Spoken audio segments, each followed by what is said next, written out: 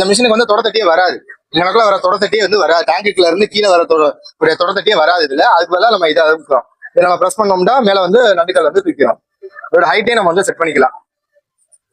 இதான் வந்து இந்த பட்டனோட ஆப்ஷன். அதே மாதிரி இது வந்து ப்ரோக்ராமிங் பாக்கெட்ல போயிட்டு ப்ரோக்ராம் பண்ணோம்னா இதுல வந்து நம்ம வந்து பாக்கெட் ப்ரோக்ராமிங், லேபிள் ப்ரோக்ராமிங் இதுல நம்ம பண்ணிக்கலாம்.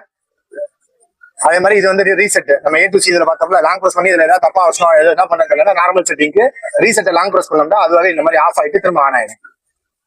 இப்பதான் ஆஃப் ஆகுது. இப்ப ஆன் ஆயிடுச்சு. நார்மல் செட்டிங்ல 3 mm ஸ்விட்ச் லென்த்தும் ஸ்டார்டிங் டாக்கா எண்டிங் டாக்கா எல்லாத்துமே ஒரு வாட்டி தான் வச்சிருக்காங்க. பிளஸ் வந்து 3 ஸ்விட்ச் ஃப்ரண்ட் பேக்ல 3 ஸ்விட்ச். பிளஸ் இது வந்து பாத்தீங்கன்னா எலக்ட்ரானிக் டென்ஷன் செட்டோட இது அட்ஜஸ்ட்மெண்ட்.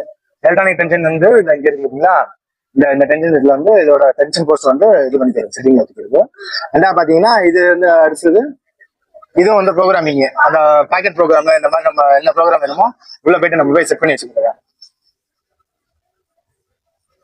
இதுக்குள்ளே வந்துட்டு நோட தெரியாம பண்ணோம்னா ரீசெட் பண்ணிட்டோம்னா ஃப்ரண்ட்ல இருந்து ஃபர்ஸ்ட் வந்து ஸோ உங்களுக்கு புரிஞ்சிருக்கும்னு நினைக்கிறேன். இதுதான் இந்த ப்ரோக்ராமிங் ஆப்ஷன்ஸோட A4Cயோட ரெக்கார்டிங்.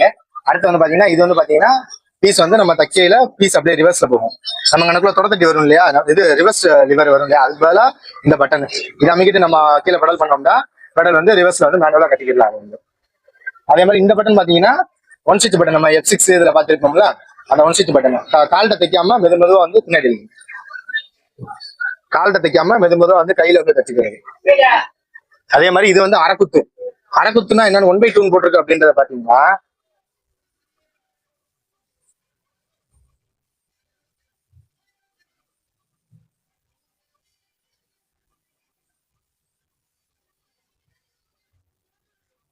அதாவது இப்ப நம்ம 5 mm வச்சோம் அப்படின்னா இப்ப நம்ம இதை தைக்கிறப்ப அரைக்குத்துல விடும். ஸ்பீடு எல்லாம் கிடையாது. தையல் வந்து 5 mm தைச்சுன்னா 2.5 mm போகும். 2.5 mm வச்சீங்கன்னா 1.4 mm போகும்.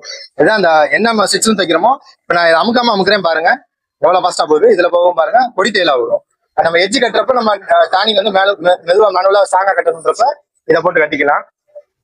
அதே மாதிரி இதுல நூல் கோக்குறது எல்லாமே அதே நம்ம A to C இதுல நூல் கோக்குறப்பலாம் இதுக்குள்ள